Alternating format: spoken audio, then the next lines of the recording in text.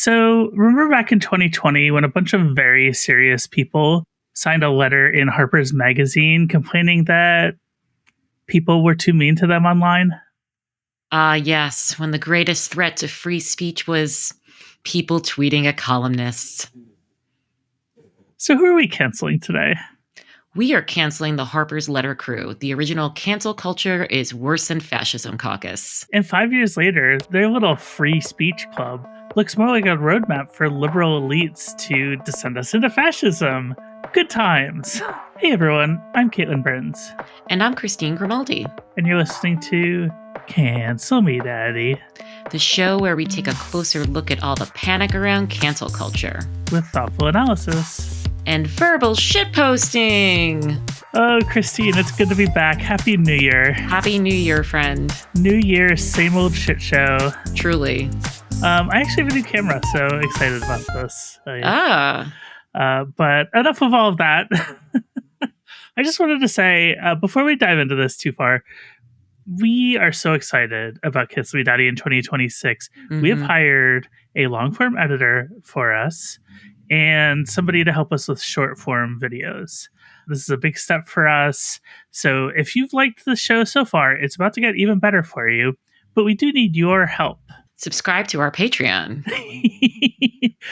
We have a couple of changes with our Patreon now. We will be doing an extra segment now that used to be the Ombudsman Corner videos that will be exclusively for our Patreon members and our Apple Podcast members. So sign up for that now. And enough of our self-shilling. Let's get into the video. So, Christine, it's time to talk about the Harper's letter. Wow, has it really been, what, I guess we're going on 6 years now that it's 2026. Last year was the 5th year anniversary of this. Oh, Lord. So a couple of things. Why now? I feel like this is something we should have covered on the anniversary of the letter last year, and we didn't. If not then, the second best time to cover it is now.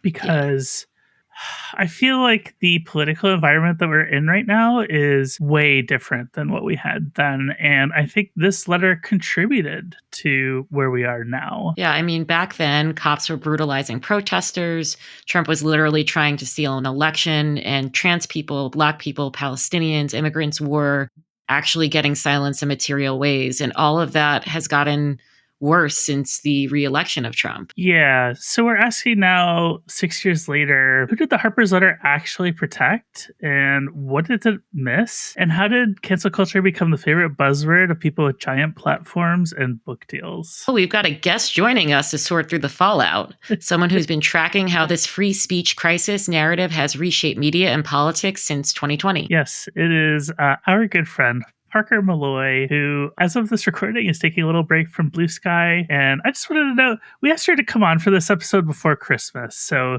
to those of you bad faith fuckos out there who are going to turn this into something else, this has long been in the plans. We'll bring her in just a minute, but first let's just rewind to the actual time of the letter. I mean, this was the summer of Black Lives Matter, of George Floyd protests.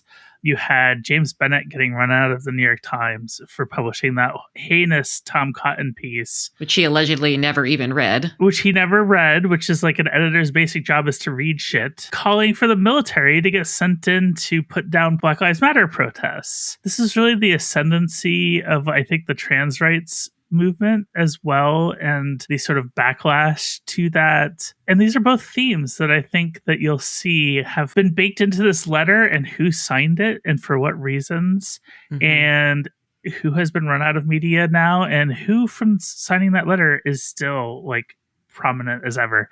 And it features some of our favorite villains. I mean, Bari Weiss signed this thing. Just had an episode about her. Yeah, Olivia Nuzzi signed this thing. I mean, we could probably do Cancel Me Daddy episodes about each of the signers. We could last for years. Well, and that's the thing. All of these people were complaining about being canceled, and they're the ones in elite positions, staff jobs, or, I mean, in Olivia Nuzzi's case, she'll be working at CBS News under Bari Weiss in about 6 months. We keep saying that. It hasn't happened yet, but I have faith. Sure do. I mean, the letter itself is pretty bland on the surface. A lot of calling for liberal tolerance of other ideas. But I think through this show, we're going to show you how there were a lot of hidden messages and agendas that were baked under the surface of this letter. And you'll see how the people who signed those letters, who supposedly professed these values of open debate, are actually just standing by now while Trump and the rest of the Republican Party run roughshod over free speech in this country now. And actually trying to suppress the voices that are standing up to Trump. Let's get Parker in here. Parker, welcome. It's good to be here. Good to be back here. And now in video form. Yes. Yeah, good to meet you in person. Yes. Hello. Hello. I will not ask you how you've been, but I did want to ask, like, what is your memory of the Harper's letter? Like, do you remember your first reaction to reading it? Yeah, I remember reading it, and because for people who the timing of it, I think, is important. It came out in like July of 2020. Mm-hmm. It was right after all the George Floyd stuff was happening. And still, even though it was like, you could tell that the George Floyd stuff was like kind of the jumping off point for it, it seemed like there was a really real anti-trans like vibe to it that I kept trying to point out to people, and they kept being like, "What are you talking about?" It's so reasonable. It's a letter that sounds very reasonable to people, and that's what frustrated me so much about it. And it was signed by like all of these big name writers and thinkers and speakers, and it was defending free speech. Who could possibly be against free speech? I think that's what made the letter so, appealing at the time, because it was so vague. It was so vague that these people could claim cancellation and get away with it. Yeah.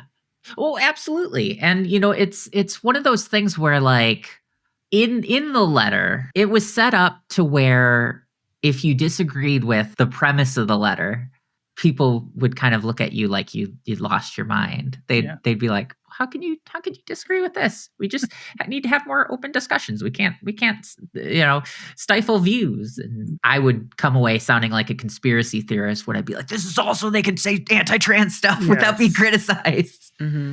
Yeah. So I wanted to talk about that a little bit, because it does make 6 specific complaints. I shouldn't say specific, because they're very, very vague, but they cite editors are being fired for writing controversial pieces. And we're going to come back to all of these and hit them individually. But editors are fired for writing controversial pieces. Books are withdrawn for alleged inauthenticity. And I looked further into this one, and holy shit, the discourse came rushing back into my head. Oh, yes. Circling back on that in a second. Journalists are barred from writing on certain topics. And this was the klaxon bell for me of, they're talking about trans people. Yeah. Because of who signed this letter. Professors are investigated for quoting works of literature in class. And this one, I also remember the discourse on. Like, some of these controversies were what prompted Oliver and I to make this podcast. And then lastly, a researcher was fired for circulating a peer-reviewed academic study. So I went back and I looked into these, because there was a lot written about at the time about this letter. And specifically, there was a counter letter from over 100 academics and writers of color, which I drew from pretty heavily in breaking this down. But the first one, editors are fired for writing controversial pieces, is likely, now they don't say exactly what these references are, but it's likely a reference to James Bennett getting let go from the New York Times for that Tom Cotton piece, Send in the Troops. And I just want to say, in January 2026, guess what?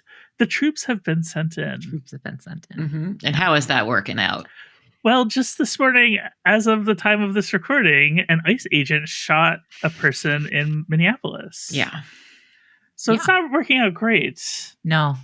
Well, also, if I remember correctly, James Bennett said that he had not read that op-ed. He had not read it. The editor who was on it was some like conservative guy who now I believe he works at CBS. Shocking. So I could be wrong, but that's what's called foreshadowing, ladies and gentlemen. Yeah, he now has gentlemen. has a nice job at CBS. And yeah, I mean, it's one of those things where it's like any of these items that you point to, it's like there's one or two events that you can look at that and you can go, okay, sure. Maybe you can make the argument that James Bennett shouldn't have had to leave the New York Times. Okay, you can make that argument. That's fair. There's an argument to be made there. But we're not, we don't talk about other aspects of the New York Times hiring and firing. There were other instances of people trying to push left-wing views that lost their jobs at the New York Times or weren't hired. We can talk about all the complete lack of trans representation anywhere, in the pages of the New York Times. Or across media. But it's only James Bennett's job that was like, oh, how could you go for his job? Yeah. And I think like in his case, it was he lost the trust of the newsroom. Like he lost the trust of the opinion section. And that's got to be a tough thing to come back from. So like I kind of understand like why the Times parted ways with him, but editors are fired for running controversial pieces. Okay, it was one editor and the piece in question was that the military should put down protests. Yeah. I think what really strikes me about the letter is the amount of entitlement that courses through it. James Bennett is entitled to his job, right? Or we, the undersigned, are entitled to a platform. And no one is entitled to anything. Yeah, that's one of the reasons why I was so frustrated with this, is because the letter just reeked of entitlement.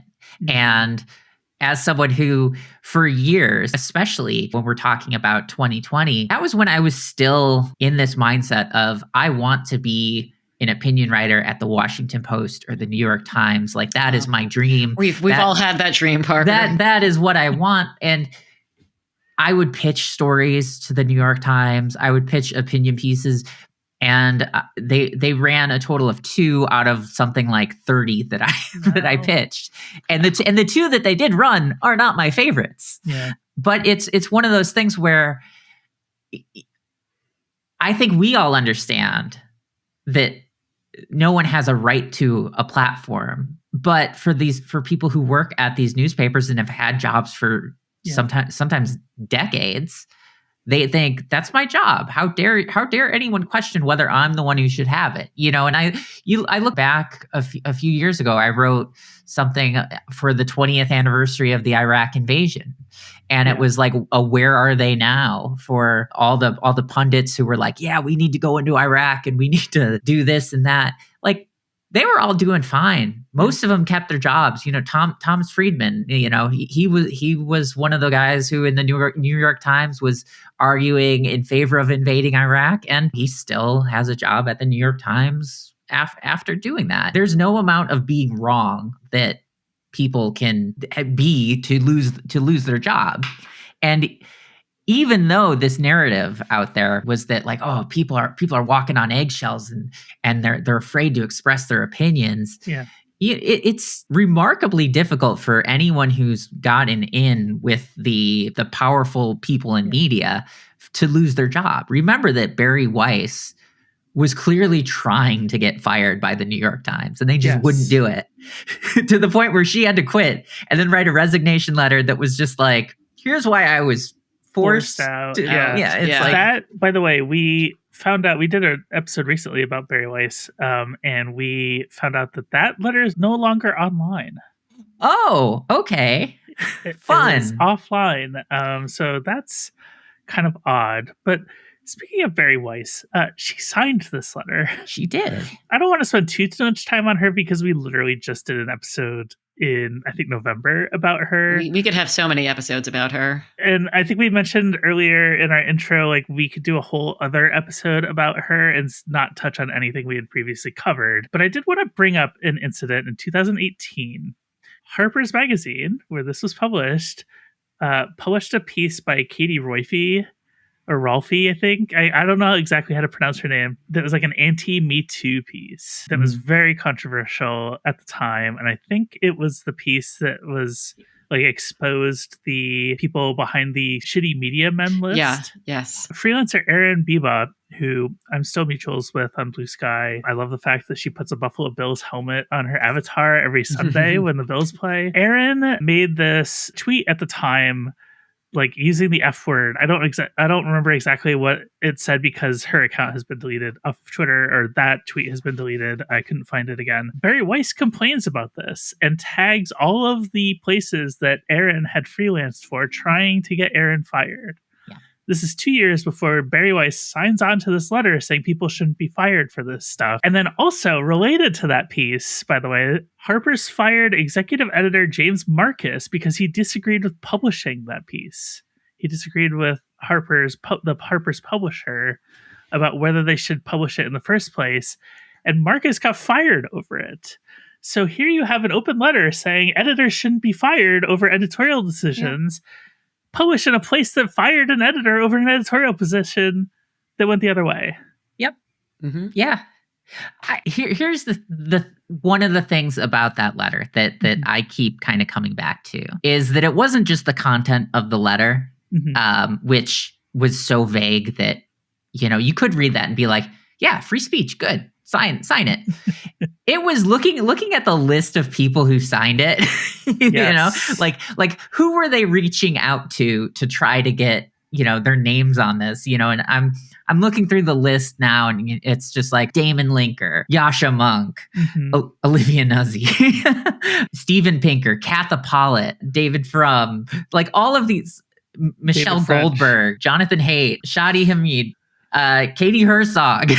Like it's a who's who of people who have like been really terrible about trans issues. Yeah. Mark Lilla, he's the one who right after the 2016 election went to blame trans people for the I think his piece was called like something like the end of identity liberalism or something like that. I mean, and of course J.K. Rowling.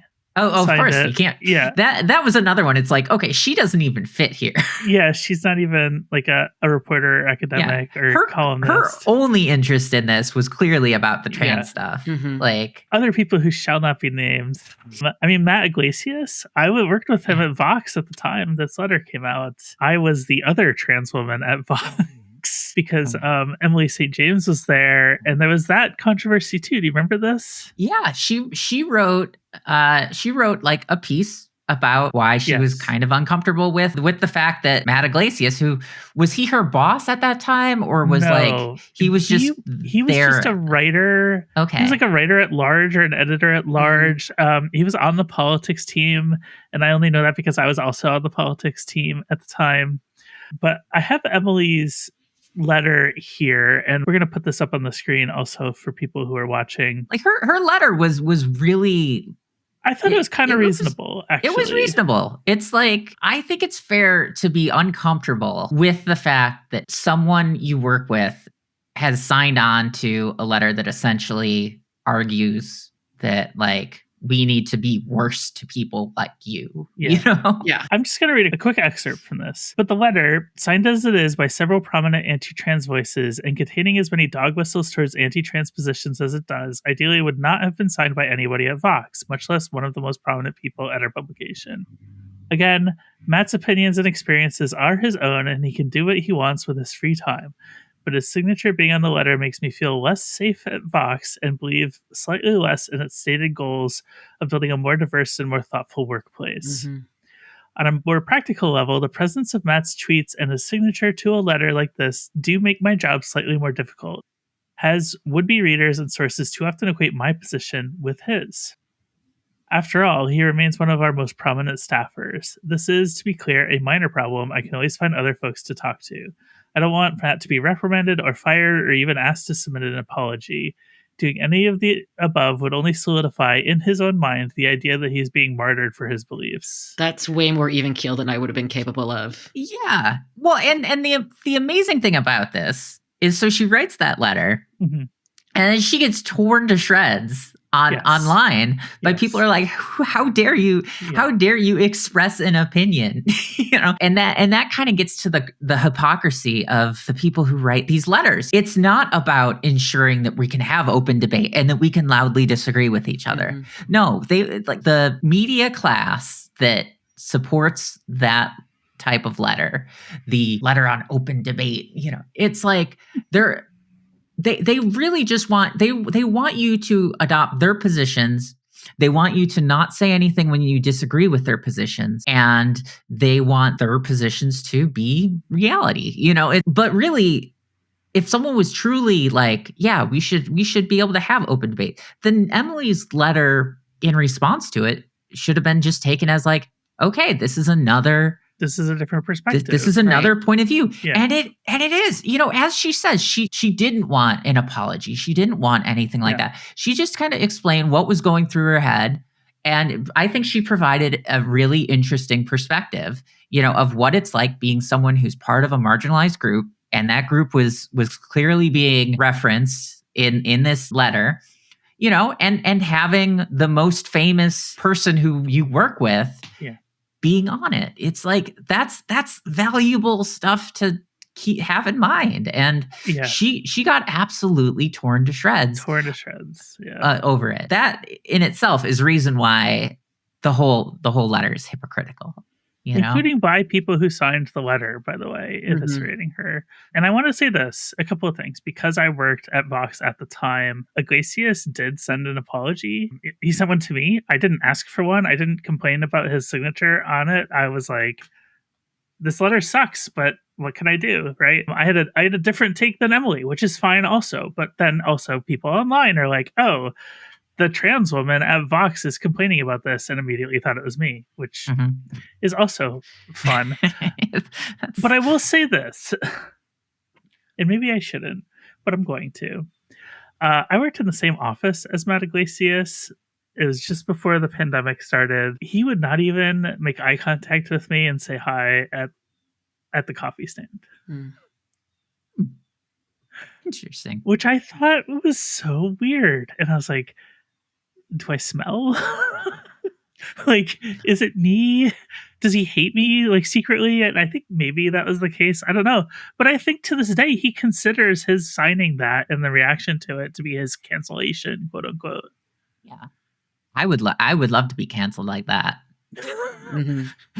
Go on to be like, get all these like speaking gigs, be a millionaire with my newsletter. Second biggest Substack or whatever. Yeah. That would rule. Instead, I get canceled by, it's like when by a bunch of furries playing Animal Crossing. Okay. Well, it's like when sexual harassers in newsrooms get paid tens of millions of dollars to leave. Yeah. Yeah. I actually had a note about that because there was the journalists are barred from writing on certain topics. I went back and again, I think this was directly aimed at at the time, there was a big effort to try to get these publications to platform trans people to write about trans issues and to not commission other people. No, we don't say that name on this podcast. We can't say the name on the podcast. Bleep that. We're gonna bleep it because it's funnier.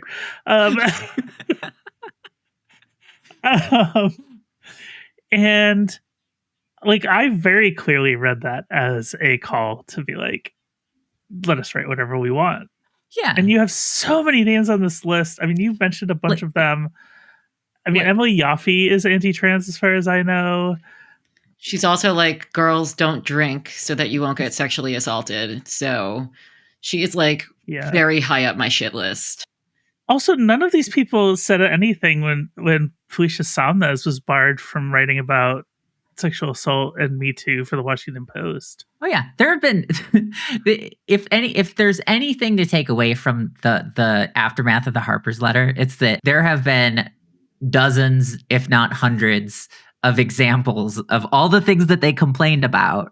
In theory, that they just broadly complained about, having happened in the past 5.5 years that they have just not said anything about. Yeah. At the time, there were real concerns about, I would see occasional stories of like Black reporters not being allowed to cover the George Floyd protests, for instance. Like, that's an example that you could point to and be like, yes, this is wrong. You are preventing someone from writing about this because of their identity. And trans people are regularly blocked from writing about trans stuff because we're seen as, you know, like we can't be objective, you know, like that's always the argument that goes into this. But that's none of that was what they were talking about in the letter. In the letter, they were talking about, we need to be able to have more overtly anti-trans voices writing about trans people. And they got what they wanted. They did. And as we can see, you know, I was going to say, like, you know, for years we warned that like anti-trans media coverage is going to affect the trajectory of whether or not we have rights, and it did. It affected public opinion, and it affected what lawmakers do, and that's the thing about being trans that's so frustrating. We're so small in number, and we don't really have a voice in media unless we're saying what people in media want to hear. Which is why you end up with every New York Times article about trans issues where they bother to even quote a trans person quoting Brianna Wu. Like, you know, it's just going to, they find someone who will say what they want to hear. There's no one's lifting us up. Like, there's nothing that trans people ourselves can actually do to improve public opinion unless media as a whole decides it wants to help improve public opinion about trans issues. Like, we're too small, we're too insignificant. But, you know, you'll have Fox News decide like, we're going to run like 40 pieces about trans hurdler in Connecticut or something like that. You know, it's like, you're going to affect public opinion in a negative way. And we can't, it's weird, you know, like, you couldn't like demonize like all white people that way because everyone's like, I know. We tried though. Like just a white crime thing on Breitbart. But with most groups, it's like, oh no, I know people who are in this group, and it's clear that this is propaganda. But when it comes to trans people, it's like these news outlets, they seek out like the weirdest among us. Like, every group's going to have some strange people, some bad people, some people who commit crimes. Like, but when those are like the only people who are highlighted among trans people, it's how you get the idea that like, oh, all trans, all mass shooters are trans. It's like, that's not even close to true. But that's that idea exists because of the media environment. Christine, you wanted to talk about Loretta Ross, right? Yeah, I mean, because she's one of the founders of the Black-led reproductive justice movement. She co-founded Sister Song back in the 1970s, perhaps. And she's gone on to write books and teach a course about call out culture, or we should call people in instead of call out people or cancel people. And it just really surprised me that her name was on the list. You know, being an abortion journalist who tries to cover abortion rights and access from a reproductive justice outlook. I feel like there were a lot of people who signed this not realizing what they were signing. And, you know, or not realizing the purpose or the intent behind what was written. Do I think that Jenny Boylan signed this because she hates trans people? No, of course not. And she disavowed her signature on the letter, saying that she didn't realize who she was being grouped with. That's why I'm very careful with like signing my name to like open letters, because, you know, most of them sound reasonable, and sometimes they are, but then you're like, oh no, did I just sign this thing with all these people who want to see me exterminated? Lucia Martinez Valdivia, who is a writer of color, said in a since deleted Medium post, When I asked to know who the other signatories were, the names I was shown were those of people of color from all over the political spectrum, and not those of people who had taken gender critical or trans exclusionary positions. Well, Thomas Chatterton Williams is the Was the architect of this organizer. letter, so the fact that there were duplicitous motives does not surprise me. I am shocked. I am shocked, I say. Mhm. Going back to like the various things that were brought up in this, you know, I mean, a researcher fired for circulating a peer-reviewed academic study. Like, I think we could probably all agree that David Shore probably didn't deserve to be fired from whatever job he had. Also, you know, he's like fine now. Like, he's doing more than fine. Like him getting fired like over his tweets probably is the best thing that happened to him. You know, like because he's fine. But at the same time, I think that what his firing represented more than like, oh, you fired a researcher for circulating a peer-reviewed academic study, was just, it really highlighted the cowardice of organizations when it came to online pressure. There are a lot of businesses and just groups where they get 100 or 1,000 emails saying you need to fire so-and-so, and they freak out because of the pressure, and they go, okay, we're going to do what you want, just leave us alone. And that's not llimited to any one political point of view. Like, that happens to trans people all the time. You know, that's what happened with that, you know, that student in Oklahoma who the teaching assistant responding to this mob mentality kind of thing. One of the more famous examples that I remember was when a New York Times writer made some joke about Breitbart, but it was Breitbark news about dogs. And so he made a joke about like about that, and right-wing media freaked out because whatever it was taken out of context, and it got to the point where people were like, oh, you want to kidnap the first lady, you want to kidnap Melania Trump and assault her or something. It got to the point where like that reporter got in trouble for tweeting, and the public editor at the time, who was awful at the job, wrote a whole piece that was like an ill-advised tweet. And really it was just like, no, you crumbled under pressure from people. You know, another example, James Gunn at Disney getting, you know, in response to a tsunami of complaints about his old tweets. You know, it wasn't organic. You can't make jokes about dogs online anymore. Yeah, and you know, it's like, so none of this stuff is organic, and organizations should be more resilient against public pressure, because so often it doesn't happen in good faith. You know, it's what Libs of TikTok does, and no one's writing letters about how Libs of TikTok is doing things the wrong way. Libs of TikTok practices politics the right way. That's coming. I'm convinced that is in the pipeline at some point. Yeah, that'll be on CBS News and 6 months, along with Olivia Nuzzi. I wanted to talk about the claim professors are investigated for quoting works of literature in class, because this one I thought was interesting. It seems to be a reference to New School professor Lori Scheck. The New School's in New York City, I believe.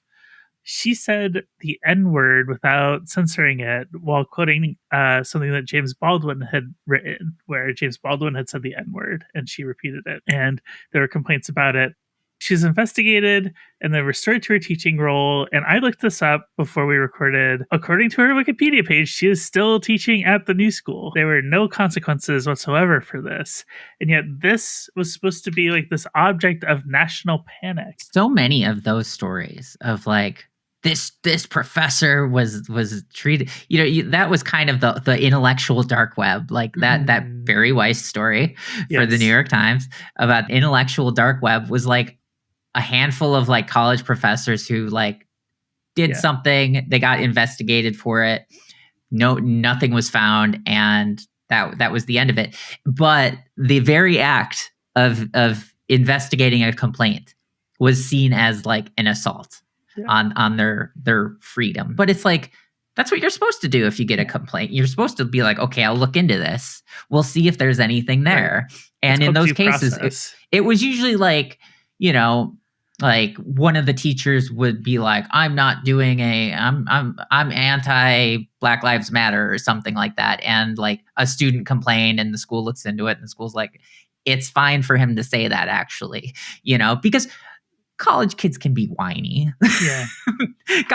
college kids are college kids, No, so it's really? like I totally get that. Like, you're never gonna have it where like the entire public just decides to not question anything anyone in authority says. It's like, that's gonna happen. Yeah. And other figures in authority need to be able to look at it and be like, okay, we did our due diligence. Yeah. And they're fine.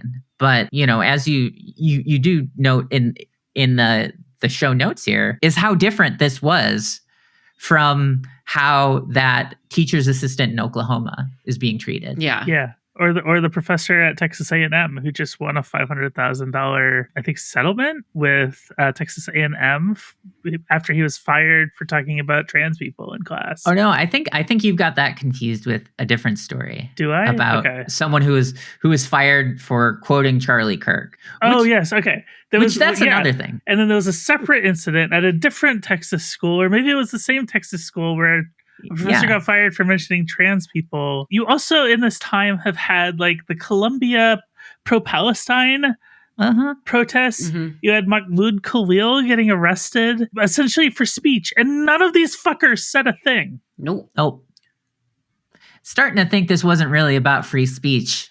Well, Bari Weiss probably said good that he was arrested. I hate to keep coming back to Bari Weiss, but she is just at the center of all of this in my head. She launches CBS News with this "We Love America" bullshit tagline now, and it's like, that's not your job. Your job isn't to love America. Your job is to report the fucking news.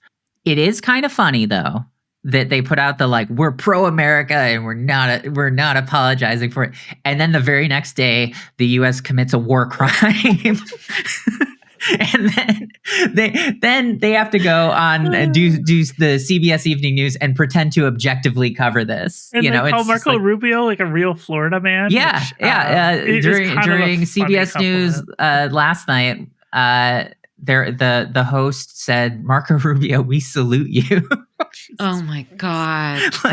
And spent like all of 30 seconds on the 5-year anniversary of January 6th while showing no photos or videos from the day, but being like, the White House has released its own website that takes some liberties with the timeline and things there. Well, you know who the new anchor is, right?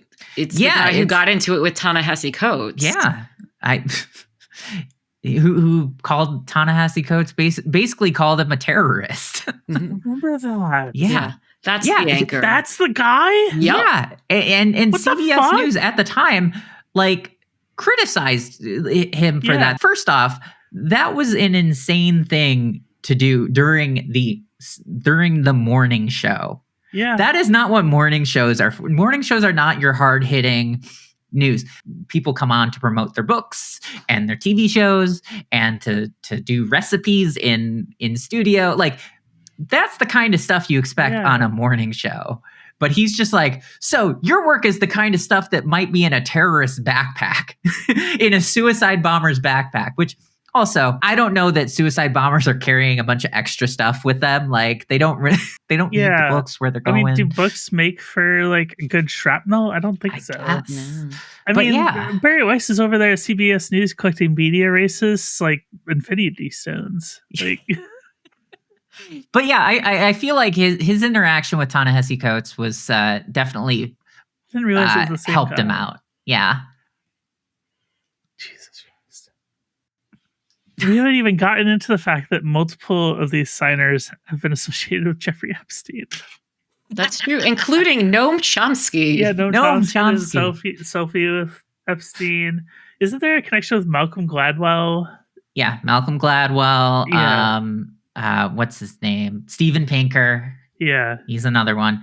Which Steven Pinker will return to CBS News for one of the debates. He's doing one of the debates about whether God is good or something like that. Everything about CBS News just makes me angry. Yeah. I mean, we did this episode about Bari Weiss. We had an amazing thumbnail where it was like Bari Weiss doing like a glamour pose with like the CBS eye behind her, like in bright red. Like Big Brother's eye. And then after that, she goes on and does the Erica Kirk interview that nobody watched, which is hilarious. And she like says CBS News unequivocally loves America. She's doing all this other things. She's doing this planned series of debates. Has feminism failed women? Meanwhile, CBS News got its first like female president in like 2015. Which is a direct act of feminism. Like the work that feminism did allowed her and then subsequently Bari Weiss to be in the position that she's in. Also, just since we're on the topic of CBS News, there was an article that came out about how back in November there was a CBS News correspondent was arguing that that the CBS News should not use guidelines put out by the Trans Journalists Association. And it was just like, we shouldn't use their language, the movement language or something like that. And it just leads me to believe that at some point in the not so distant future, CBS News is going to do something really transphobic. And it's coming. It's like, we all know it's going to happen. And it's just, there's nothing we can do. We're just going to have to kind of sit there and the witch trials of Bari Weiss. I want to kind of try to wrap a bow on this. And I have a quote here that really made me laugh. And it's from Jacques Beauchamp at Vox, who I used to work with. I think he's a cool guy. We disagree a lot. Like, he was always very nice to me, which I thought was great. But he wrote about this, and this was back in 2020, he wrote, abstract appeals to, quote, free speech and liberal values obscure the fact that what's being debated is not anyone's right to speech, but rather the right to air their speech in specific platforms like the New York Times without fear of social backlash. Yet virtually everyone agrees that certain speakers, neo-Nazis, for example, do not deserve a column in the paper of record. And that part made me laugh and laugh and laugh, because how many neo-Nazis have had a platform in the New York Times since that statement was made? Glowing profiles of neo-Nazis. Just this week, Curtis Yarvin got a splashy profile in the New York Times. Of course. Yeah. It's so frustrating. But, you know, it's like the irony of this whole thing, of the whole letter, it was during the George Floyd uprisings. Yeah. The signatories were essentially saying, yes, police brutality is bad, but at a moment when the country was grappling with racism. Police brutality is bad, but military brutality is great. Yeah. The ICE officer shooting a woman in the head 3 times today, not ideal. You know, but as it notes, it wasn't about protecting marginalized voices from actual government censorship. It was about protecting established writers from social media criticism. So 5 years later, we have actual government censorship happening. Trump is deporting people for their speech, banning DEI, using the state power to punish universities. And how many of these people are speaking up right now and pushing back? And, you know, if anything, now would actually be a really good time for an Harper's update letter. to this. Yeah. Like, it's such perfect content, you know. An updated 5 years later, here's what's happening in the world. We do need free speech, which means the government needs to get out of this and stop, you know, like HHS puts out a list of words that aren't allowed to be used in like grant applications. I think that's more important than someone being like, well, so-and-so wanted a trigger warning on a book, you know, which has been really interesting, you know, as like the anti-trigger warning, anti-content warning people have then over the past few years gotten really super puritanical, where they're like, this book includes one scene where it's where it's kind of sexy and we need to get rid of this. There's a gay couple in this and we need to know this in advance. It's like, oh, so you want a trigger warning for gay couples, you know? It's like the entirety of heated There's so much hypocrisy, and it bothers me that none of it matters. Christine, how do we wrap this up? How do we solve the speech crisis? It's almost 6 years later. What should we be thinking about when we think back on the letter, and what lessons can we take away from it? That's a good question. The lesson I hope most people can take away with it, you know, given the distance that we have from the letter itself now, is that those of us who were criticizing it at the time and who were specifically saying that we are not anti-free speech, that we just see we could tell what the underlying issues were here. Mhm. That we were right. That we are pro speech. We are pro people being able to disagree with us loudly because that's all they do. That's what's happened. But I would hope people would realize that the people who signed their name to that letter and haven't walked it back and haven't been vocal about other instances of people's speech being chilled, I hope that those names won't be trusted as being intellectually honest, because they're not. I don't think that anyone should trust anything Thomas Chatterton Williams says. Where he's the guy who's like, someone said something about how they don't like Bari Weiss, so I banished them from my French chateau. Like, these are not serious people. Yeah. They're very influential people. Yeah. They have, they are financially well off, mostly, I believe. They have power, but they are not serious. Their unseriousness bothers me. Speaking of being well off, where can our readers find you and support your work? Usually I'm on Blue Sky. So check out Blue Sky. My newsletter is at readtpa.com. The newsletter is called The Present Age. I also have a Patreon if you'd rather support my work at Patreon, patreon.com/Parker Molloy. And that's kind of where I've been. I have accounts at all the places, but I don't post regularly. We will set up a recommendation from our Patreon to yours. Mhm. Awesome. So our people can find you. Mhm. That would be great. And I will return the recommendation. Oh, I appreciate that. Yeah. We actually plugged our Patreon so many times in our intro. Listen. Please, Patreon. We just hired 2 editors. Please, we need the money. Yeah. We're making this podcast better for you. Well, Parker, it was really good to see you. And thank you so much for walking through this with us. Sure, Thank of you. course. And anytime. Always happy. All right, Christine, are you ready for some out of context cancellations? Oh, I sure am. I'm so excited to get back to this segment in First 2026. one of the year. We are going to start by canceling doomerism. Like preparing for the end of the world? Just being a doomer in general. Yeah, that sounds good. Yeah. Mm-hmm. Let me scroll here. We had a long discussion about lots of things in the Discord, which you can join at patreon.com/cancel-me-daddy. Okay. Cancel opening Blue Sky and feeling sad by everything you read. Oh, yes. I mean, I feel like that's really relatable. the other morning I woke up to a coup. Yeah. Yeah. Well, is it a coup if the same people are in charge minus one guy? That is true, Kate. That is true. I realize this is a lot of context here, but how can you say Maduro had a brutal regime and then keep the Maduro regime completely intact except for Maduro?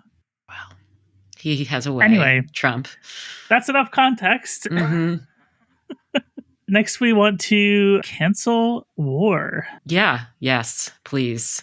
Are we really going to war with the EU over Greenland? I hope that doesn't happen. Did I text you last night after watching Yes. Heated Rivalry? And I said, I've been in this hole watching Heated Rivalry for 3 hours. Are we going to Yeah. war with Greenland? Yeah. I mean, Stephen Miller didn't take it off the table. Actually, I want to talk more about this in our Patreon segment that we have coming up. So if you want to catch that, sign up for our Patreon. By the way, how are you liking the Heated Rivalry? I know you're 3 episodes in. It's so good.